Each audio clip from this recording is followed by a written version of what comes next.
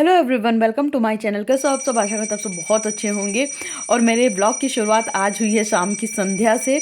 तो संध्या कर रहे थे और इधर जो कल परसों शुक्रवार था उसके चावल अभी भी रखें, क्योंकि हुआ क्या था कि कल बंदर इतनी ज़्यादा पीछे उधम मचा रहे थे, तो जिसकी वजह से हमने चावल बाहर नहीं डाले। हमने कहा जो पंछियाँ हैं उन्हीं को डालेंगे, और बंदर ज़्यादा थे इस वजह से हमने चावल बाहर नहीं डाले। फिर तैयार होके हम हस्बैंड वाइफ दोनों निकल लेते बाजार के लिए, क्योंकि अभी तक मेरी शॉपिंग के नाम पे कुछ भी नहीं हुआ। मेरी सिस्टर के बेटे का मुंडन है, आप लोगों को तो डेली डेली बताते हैं। तो छोटी मोटी शॉपिंग करनी, ज़्यादा तो हमें शॉपिंग नहीं करनी, छोटी सी शॉपिंग करनी। तो इधर हस्बैंड आ गए थे कुछ आयुर्वेदिक दवाइयाँ लेने के लिए, और हम भी बाजार में खड़े होकर छोटा मोटा सामान देखने लगे थे। फिर जब हस्बैंड दवाई ले लिए तो फिर हम लोग चले गए थे सूट देखने के लिए। तो एक तो ये शॉप छोटी है जहाँ से हम डेली वेयर के सूट लेते हैं, जहाँ पे हम रोज़ पहनने के लिए सूट लेते हैं। तो वहाँ पे पहले देखते रहे, फिर उसके बाद वहाँ से कुछ सूट लिए और उसके बाद सीधा चले गए थे। मेरी एक दो दुकानें एकदम बंधी हुई हैं जहाँ पर हम हमेशा जाते हैं, बस वहीं जाते हैं और वहीं से सूट लेके आ जाते हैं। हमें वहाँ पसंद ही आ जाता है, हमें पूरी मार्केट में भटकना बिल्कुल भी पसंद नहीं है। फिर एक ये पंजाबी शॉप है, तो जहाँ पर हम आते हैं और हम, मेरी बहन, मेरी जो भाभी अलका है, उस सबके लिए यहीं से बोलते हैं लेने के लिए, यहीं से लेते हैं सबके लिए। तो यहाँ पे हम अपना सूट लेते जा रहे थे और हस्बैंड को दिखाते जा रहे थे कि देखिए कौन सा अच्छा लग रहा है, कौन सा लें। और जैकेट पहने थे तो ज़्यादा कुछ समझ में नहीं आ रहा था, लेकिन फिर भी जो अच्छा लगेगा वो ले लेंगे। और एक इस शॉप की बड़ी खासियत है, ये ऑल्टर भी करके तुरंत देते हैं। फिर उसके बाद बाजार में आगे बढ़े तो देखा यार, सच में देहरादून के लिए वूलन का ये जो स्वेटर था, ये पता 300 रुपये में 2 थे स्वेटर। और जो इनकी क्वालिटी थी वो भी काफ़ी अच्छी थी, मतलब जिस तरह के सानिध्य लोगों के लिए 500-600 रुपये का पूरा सेट लिया जाता था ना, उस तरह में ये उसी क्वालिटी में ये 150 रुपये का एक स्वेटर था। मतलब बहुत ही अच्छी क्वालिटी थी। तो हमें बड़ा लगा कि देखो यार, लेकिन अब विंटर जा रही है ना, तो फिर अब कुछ लेने का फ़ायदा नहीं था। फिर बाजार किए, बाजार करने के बाद आ गए थे हम लोग डोसा खाने के लिए। डोसा खाए और उसके बाद आ गए थे घर। और क्योंकि हम लोग नाश्ता बाहर से कर लिए थे, मेरे हस्बैंड कभी भी डोसा नहीं खाते, वो हमेशा बाहर जब भी खाते हैं तो इडली खाते हैं। और डोसा मेरा फेवरेट है, हमने तो डोसा खाया था, मतलब डोसा हम बता नहीं सकते हमें कितना ज़्यादा पसंद है। तो बस उसके बाद आते ही घर में हैंड वॉश किए, क्योंकि भाई है ना कि बाहर हज़ार चीज़ें छूते हैं तो लगता है कि एक बार ही हाथ धुल लो, फेस धुल लो। और अभी मुंह धुलना भूल गए थे। फिर बाद में पानी पीने के बाद फिर मुंह भी धोया, क्योंकि बाजार से आने के बाद वही मुंह और उसी हाथ के साथ रहना बड़ा मुश्किल लगता है। फिर 10 मिनट के लिए बैठ गए थे, मतलब घर पे बात किया, सब किया। उसके बाद क्योंकि हस्बैंड एकदम छोटी छोटी 2 इडली खाए थे, हम तो खाना नहीं खाएंगे क्योंकि मेरा पेट भर चुका था। लेकिन हस्बैंड के लिए हमने कहा चलो रोटी निकाल देते, क्योंकि हम लोग आए रात में 10 साढ़े 10 बजे हम लोग घर पहुँचे थे। तो हमने कहा भूखे भी हो गए होंगे। फिर उनके लिए पनीर की सब्जी कल बनाए थे ना दोपहर में। लेकिन हुआ क्या था कि कल दोपहर में जो दोपहर का खाना था वो ऑफिस में ही हो गया था। तो हमने कहा कि चलो कोई नहीं, ये और सब्जी चला देंगे शाम को। तो शाम को हमें कुछ बनाना नहीं था, बस रोटियां निकालनी थी। तो बस सब्जी हमने गर्म कर दिया था और फटाफट से इनके लिए 2 रोटी निकाल दिए। सिर्फ 2 रोटी निकाले थे क्योंकि हमें तो खाना नहीं था। और पनीर की सब्जी बनाए थे, इसलिए हमने राइस भी बना लिया था, वरना राइस हमारे यहाँ बिल्कुल भी नहीं बनता, बिल्कुल भी। मतलब जैसे तहरी बन गई, खिचड़ी बन गई, वरना सब्जी के संग में तभी राइस बनता है जब कुछ स्पेशल बना होता है, क्योंकि हम लोग ने चावल बिल्कुल छोड़ा हुआ है। हाँ, आजकल ना हम लोग को तहरी बहुत ज़्यादा पसंद आ रही, तो इस बार हम लोग ने विंटर में बहुत ज़्यादा तहरी बना बना के खाया है। तो बस उतनी जितनी तहरी बनाए उतना ही राइस खाते, अदरवाइज़ खाने के संग में राइस नहीं बनाते। और जब भी पनीर की सब्जी बनाते तो इस तरह से तवा वाली रोटी बना लेते, बहुत ज़्यादा अच्छा लगता, बिल्कुल लगता बाजार में बैठ के खाना खाने, बिल्कुल बाजार वाली फीलिंग आती, नहीं जैसे होटलों में जाते हैं खाना खाने, तो बस उसी तरह की फीलिंग आती है। इस रोटी के संग में पनीर की सब्ज़ी का मज़ा दोगुना हो जाता है। तो फिर उसके बाद इनको खाना दिया, खाना देने के बाद पूरा किचन खूब अच्छे से साफ़ सुथरा करके रख दिए थे। और उसके बाद चले गए थे सोने के लिए। और ये सीधा मिल रहे थे आप लोगों से सुबह। तो सुबह उठते ही सबसे पहले बाहर पानी डाले 1 मग्गा, और फिर उसके बाद आ गए थे भगवान जी को प्रणाम करने के लिए। भगवान जी के कमरे की लाइट सुबह जला देते हैं और रज़ाई नहीं हटाते हैं, क्योंकि अभी हम नहाए नहीं हैं। जब नहा धो लेते हैं उसके बाद ही भगवान जी की रज़ाई हटाते हैं, लेकिन लाइट भगवान जी के कमरे की जला देते हैं। और सुबह उठते हल्की सी नींद रहती है और शरीर में थोड़ा-सा आलस रहता है, तो उठते ही 100 कदम हम ये साइकिल चला लेते हैं। सबसे पहला काम होता है साइकिल चलाए, साइकिल चलाने के बाद सीधा आ गए किचन में और किचन में करने लगे थे किचन की साफ-सफाई। तो वैसे तो रात में ही सारी चीज़ें साफ-सुथरा करके सोते हैं, लेकिन रात में जाने से पहले ना ये जो चिड़िया वाले चावल थे ना, उसका कपड़ा पता नहीं कैसे खुला रह गया और चावल ये बीच वाली अलमारी में गिर गए। तो रात में तो हमने नहीं समेटे थे, लेकिन इस टाइम पे हमने वो सारे चावल समेट के ज़मीन में ना गिरे, उसको फिर से उसी कपड़े में डाल दिए थे और अभी पंछियों को डाल देंगे। और उसके बाद पूरे ओटे को हमने एक कपड़े से पोंछ दिया था और फिर उसके बाद नीचे वाली अलमारी, सबसे नीचे सारा कुछ एकदम सूखे कपड़े से पहले डस्टिंग कर देंगे और कभी-कभी गीले कपड़े से भी पोंछ देते हैं कि मतलब एकदम साफ-सुथरा रहे। अगर डस्ट वस्ट थोड़ी-सी भी जमा हो तो गीले कपड़े से एकदम पुछ जाती है। फिर उसके बाद इधर आ गए, तो इधर हम ना जो अलमारी के ऊपर-ऊपर का पोर्शन है उसको भी पोंछते चलते हैं कि हल्का-सा भी मकड़ी का जाला ना लगे, क्योंकि यहाँ कैंपस के अंदर ना मकड़ी के जाले बड़ी जल्दी लग जाते हैं, बहुत जल्दी मकड़ी आ जाती हैं। जब हम इतनी साफ-सफाई रखते हैं तब जाके मेरे यहाँ इतनी मतलब मकड़ियाँ कभी-कभी दिख ही जाती हैं और मेरी मतलब हमें बड़ी अजीब-सी होती है कि मकड़ी आ गई, मकड़ी आ गई। इस वजह से हम दीवालें तक पोंछते रहते हैं। फिर उसके बाद वही किचन की साफ-सफाई कर लेंगे। पूरा जब पूरी घर डस्टिंग वस्टिंग कर लेते हैं और किचन में झाड़ू पोछा भी कर देते हैं नहाने जाने से पहले। बस भगवान जी के कमरे में रह जाता है। भगवान जी के कमरे में इसीलिए हम रात में सोने के टाइम पे पोछा लगा के डाल देते हैं कि सुबह जब उठेंगे तो पूजा पाठ जब भी करें तो भगवान जी का कमरा एकदम साफ-सुथरा मिले, क्योंकि भगवान जी के कमरे में बिना नहाए हम नहीं जाते हैं। और किचन में झाड़ू पोछा कर देते हैं, क्योंकि किचन और भगवान जी का कमरा एकदम अटैच है और किचन गंदा रहता है तो फिर भगवान जी की मतलब पूजा करने में मन भी नहीं लगता और फिर वही है ना, किचन गंदा पड़ा और हम पूजा पाठ कर रहे हैं, वो चीज़ हमें नहीं अच्छी लगती। तो हम एक सुबह-सुबह झाड़ू लगा के और पोछा मार देते हैं। हालाँकि मेरे यहाँ हाउस हेल्पर आती हैं झाड़ू पोछा करने, बर्तन साफ़ करने, लेकिन वही है ना कि हर चीज़ आप हाउस हेल्पर के भरोसे नहीं छोड़ सकते हो। वो ना स्टैंडिंग वाले पोछे से पोछा लगाती हैं और जो सब्ज़ी-वब्ज़ी गिर जाती है, आटा गिर जाता है, अगर उसको बैठ के अच्छे से पोछे से पोछा ना लगाओ ना तो वो चिपका का चिपका रह जाता है। दीदी तो उसको साफ़ करती नहीं है, तो फिर जब हम हाथ से पोछा लगाते हैं ना तो उसको खूब अच्छे से रगड़-रगड़ के साफ़ कर देते हैं। तो मेरा जो किचन है एकदम साफ़-सुथरा बना रहता है और यही एक वजह है कि मेरा घर साफ़-सुथरा रहता है, क्योंकि हम पूरा-पूरा अपने हाउस हेल्पर के भरोसे नहीं रहते हैं। थोड़ा मोट जो छोटे-मोटे काम हैं वो हम अपने हाथ से भी करते चलते, बल्कि हम दोबारा-दोबारा करते हैं। जो वो करती हैं, जैसे अभी हमने पोछा लगाया, कई काम ऐसे होते हैं जो हमें दोबारा करने होते हैं। फिर उसके बाद हम इधर आलू उबलने के लिए रख देंगे, क्योंकि मेरे ही कैंपस के अंदर किसी मतलब हमारे उनके ऑफ़िस में इनके साथ में ही है, तो उनकी अम्मा की डेथ हो गई थी। कल हुई थी, कल मेरे हस्बैंड ने उनको फ़ोन करके पूछा कि खाना हम दे जाते, तो उन्होंने बोला नहीं, पड़ोसी ने खाना और चाय दोनों ही चीज़ दे दी है। हालाँकि हमने इनसे कहा था कि चाय हम बना देते, चाय और खाना दोनों ही दे आइए, लेकिन उनके पड़ोसियों ने दे दी थी, तो उन्होंने कहा था कि कल आप दे देना। तो फिर आज हमने आलू मतलब नहाने जाने से पहले आलू धुल के कुकर में भर के रख दिए थे और जब नहा धो के पूजा करने के लिए आएँगे तो पूजा करने से पहले कुकर चढ़ा देंगे गैस के ऊपर और पूजा करते जाएँगे, आलू उबल जाएगी तो फटाफट से आलू छील के खाना बना के सुबह जल्दी उनको भिजवा देंगे। और फिर उसके बाद एक गीले कपड़े से पूरा हमने प्लेटफ़ॉर्म पोंछ लिया था, सब कर लिया था, क्योंकि झाड़ू पोछा करो ना तो थोड़ी-सी धूल ऊपर जाती है, इसी वजह से दोबारा पोंछ देते हैं झाड़ू पोछा के बाद भी।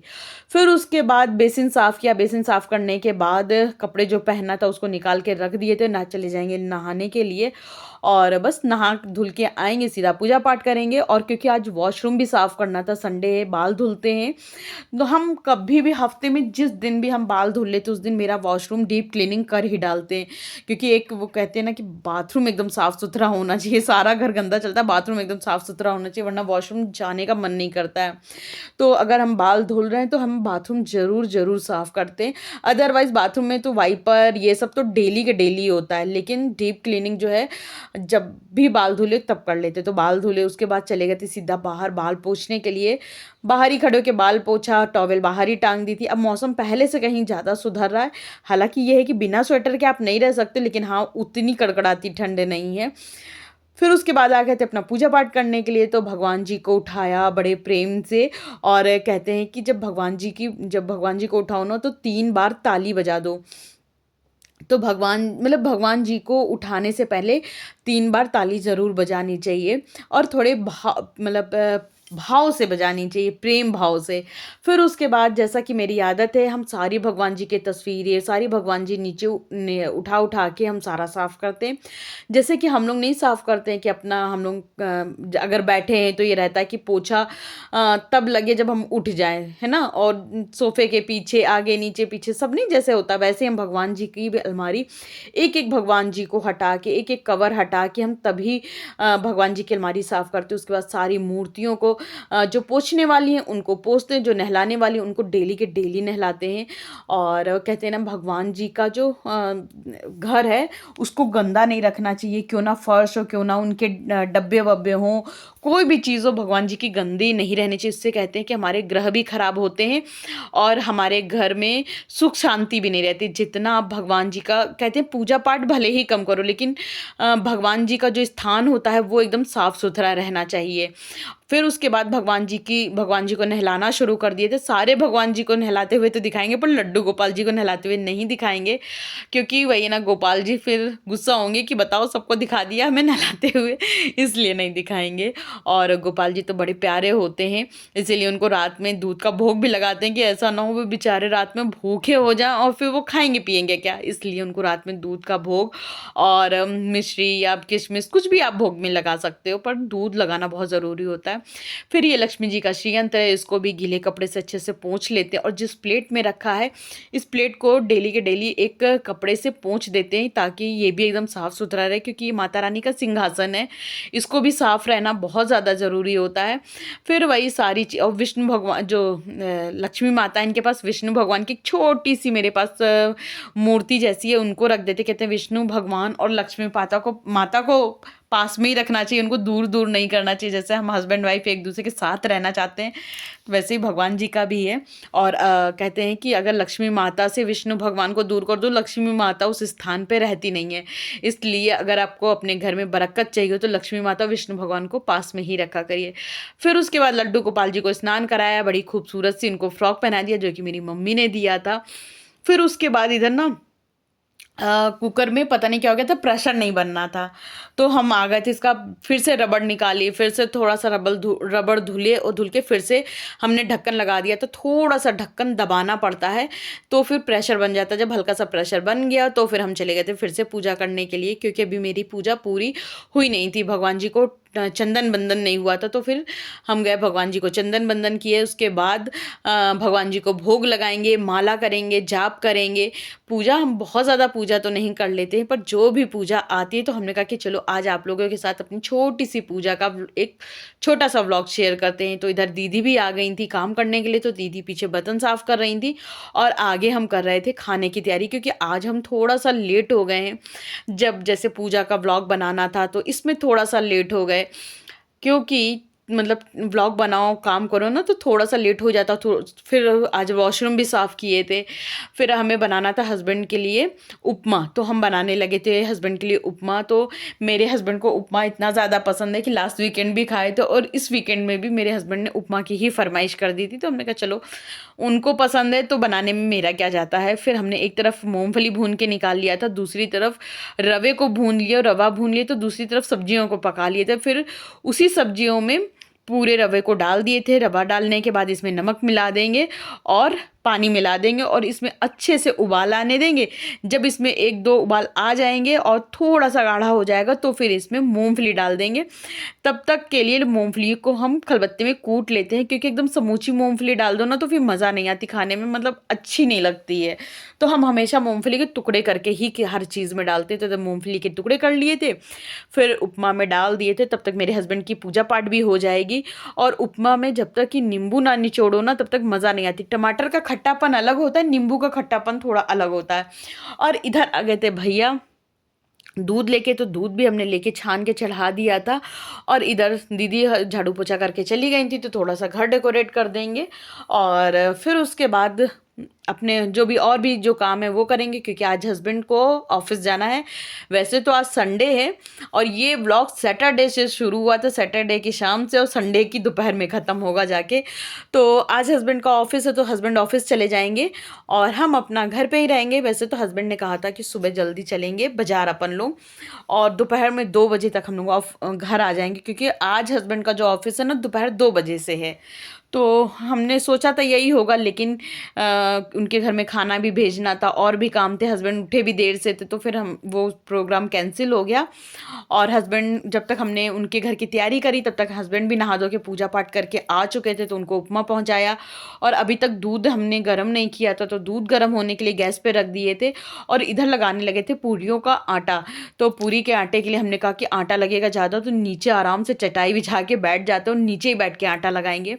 क्या होता है जब नीचे बैठ के आटा लगाओ ना तो गूंथने में क्या होता है, आटे में ताकत लगती है, और जब ताकत लगा के आटा गूंथो ना तो आटा अच्छा गूंथता है, उससे मतलब सॉफ्ट हो जाता है आटा। क्योंकि पूरी का आटा लगा रहे हैं तो इसमें हम नमक डाल देंगे और अजवाइन डाल देंगे। दरअसल क्या है ना कि जब किसी के घर में इस तरह का कुछ हो जाता है, उसके घर में मतलब खाने पीने की बड़ी समस्या हो जाती है, क्योंकि गैस जलती नहीं है, और अगर जलती भी है तो हल्दी नमक की मतलब पूड़ी उड़ी बनती नहीं है, मतलब ढंग से खाना नहीं बनता है, तो फिर भूख की सारा दिन ही लगते रहती है और ऐसे में ना पूरे दिन कुछ कुछ बनता भी नहीं है। तो हमें था कि ज़्यादा सी पूड़ी बना के अजवाइन नमक डाल के भेज देंगे, तो जैसे चाय वाय पियेंगे ना तो चाय के संग में एक एक दो दो पूड़ी भी अगर खा लेंगे तो पेट भर जाया करेगा। वैसे तो हमने सोचा था कि कचौड़ी बना के भेज दें, लेकिन कहते ना कि इस तरह का जब होता है ना तो बड़े आइटम बना के भेजने में अच्छा नहीं लगता, दिखने में बड़ा ख़राब लगता है कि मेरे तो मतलब दुख आया है और इनको आइटम पे आइटम लगी है। और मतलब मेरा हमेशा यही मानना है कि किसी के सुख में खड़े हो ना खड़े हो, दूसरों के दुख में ज़रूर खड़े होना चाहिए, क्योंकि सुख में तो चार मिल जाएंगे लेकिन दुख के समय में कोई एक मिल जाता है ना। दुख के समय में एक तो जल्दी कोई खड़ा ही नहीं होता है, और अगर कोई खड़ा हो गया ना तो बड़ी तसल्ली से मिल जाती है, जैसे दुख कम सा हो जाता है। देखिए किसी का दुख कोई बांट नहीं सकता है, लेकिन खड़ा होकर उसकी सांत्वना तो उसको दे सकता है। इसलिए हमें लगता है किसी के भी दुख अगर है तो उसके दुख में खड़े हो जाना चाहिए। तो खड़े होने में यही है कि कुछ आपसे सपोर्ट हो सके सपोर्ट कर दो, कुछ भी इस तरह से कर दो। तो उनके घर भी हम लोगों को जाना है, लेकिन उन्होंने कहा था कि 3 दिन बाद आना, तो आज दूसरा दिन है, कल अब हम लोग जाएंगे और फिर कल मंडे भी हो जाएगा। संडे कहते संडे में इस तरह में किसी के घर जाना भी नहीं चाहिए। तो एक तरफ तो हमने उनके घर के लिए पूड़ी और सब्जी की तैयारी करके रख दी थी, दूसरी तरफ मेरे हस्बैंड ने कहा हमें कांजी दे दो। अभी कांजी बहुत अच्छे से फर्मेंट तो नहीं हुई है, लेकिन मेरे हस्बैंड को सब्र नहीं हो रहा है, उनको लग रहा है कि हम पी लें कांजी। तो अभी हल्का ही सा फर्मेंट हुई, क्योंकि जब से हमने कांजी परसों लगाई थी तब से ना धूप ही नहीं आ रही है, बिल्कुल धूप नहीं आ रही। धूप में रख दो तो बड़ी जल्दी फर्मेंट हो जाती है। तो हमने अपने हस्बैंड को कांजी दिया, मेरे हस्बैंड को कांजी पीना बहुत ज़्यादा पसंद है और वो कह रहे हैं फटाफट दूसरी कांजी भी दूसरे कंटेनर में बना के रख दो। और उसके बाद सारे काम निपट चुके थे, तो हमने कहा कि चलो कुछ बर्तन खाली हुए कि नहीं, कांच वाँच के बर्तन खाली होते हैं जो कि हम खुद से धुलते हैं, और ये पूरा बेसिन एरिया धुलना था। तो हमने कहा कि इसको भी पूरा एरिया साफ़ कर देते हैं, उसके बाद ही खाना बनाने का सिस्टम शुरू करेंगे। तो इधर का सारा एरिया बर्तन सब धुल धुल के रख देंगे। अच्छा जब अपने मतलब जो डेली के काम होते हैं ये ख़त्म हो जाते हैं तो बड़ी तसल्ली से मिलती है कि ठीक है अभी जो भी खाना बनाना है बना के और पैक करके दे देंगे, किचन साफ़ कर देंगे, बाकी उसके बाद कोई काम नहीं करना है। तो इस वजह से लगता है कि हमें सारे काम निपटा लें उसके बाद ही वो सारा काम लेके बैठें। और किचन भी थोड़ा साफ़ सुथरा हो जाता है, बेसन मतलब खाली खाली हो जाती है, तो किचन में काम करने का दिल भी करता है, वरना भरी और गंदी किचन होती तो काम करने का दिल भी नहीं करता है। तो इधर हमने पूरा बेसिन के जो बर्तन थे एक आधे वो भी खाली कर दिए थे, और पूरा बेसिन एरिया जो है ये भी पूरा साफ़ सुथरा करके एकदम नीट एंड क्लीन कर देंगे। और इसको क्या करते हैं एक सूखे कपड़े से पोंछ भी देते हैं ताकि किचन जो है एकदम साफ़ सुथरी हो जाए। फिर उसके बाद दीदी मतलब पोछा करके गई थी, सब करके गई थी, लेकिन फिर भी आटा वाटा नीचे बैठ के लगाए थे तो किचन थोड़ी सी गंदी हो गई थी। तो हमने एक पोछा गीला कपड़ा रखा, गीला पोछा तो रहता ही है, तो बस उसी एक पोछे को लेके पूरे किचन में लगा दिए थे ताकि किचन एकदम साफ़ सुथरी हो जाए। और उसके बाद नहाने के टाइम पे एक कुर्ता था जो हमने मसल के डाल दिया था लेकिन खंगराया नहीं था, फिर बाहर हमने कहा कि चलो इसको खंगरा के धूप में डाल देते ताकि ये भी टाइम से सूख जाए। फिर उसके बाद जो खंगराने का आखिरी वाला पानी बचा था इसको हम फेंके नहीं थे, बाहर अंदर ही ले आए थे। हमने कहा चलो साफ़ पानी है बाथरूम में डाल के और पूरे बाथरूम में वाइपर कर देंगे, क्योंकि हस्बैंड नहा के आते हैं ना तो फिर बाथरूम एकदम गीला रहता है और गीला गीला बाथरूम हमको अच्छा नहीं लगता है, हमें लगता है बाथरूम एकदम सूख जाए। फिर उसके बाद है हमने बाथरूम एकदम साफ़ सुथरा कर दिया था। और दोस्तों अब हम वही किचन का काम करेंगे, पूरी सब्जी बनाएंगे, लेकिन वो हमने ब्लॉग में शेयर नहीं किया है क्योंकि ब्लॉग फिर बहुत ज़्यादा लंबा हो जाता। अब हम अपने इस ब्लॉग एंड यहीं करेंगे। तो दोस्तों अगर मेरा ये वाला ब्लॉग आप लोगों को थोड़ा भी अच्छा लगा हो तो लाइक शेयर सब्सक्राइब करना बिल्कुल भी मत भूलिएगा। अच्छा, उनके घर जो खाना जाना था उससे पहले हमने अपने घर के लिए भी खाना बना लिया था, क्योंकि मेरे हस्बैंड पूरी सब्जी नहीं खाते, उनको पसंद तो है लेकिन वेट बढ़ रहा है जिसकी वजह से वो नहीं खाते हैं। तो हमने दाल और सब्जी बनाने के बाद ही किचन में पोछा लगाया था। तो बाय बाय गाइस, मिलेंगे नेक्स्ट अच्छे से व्लॉग के साथ।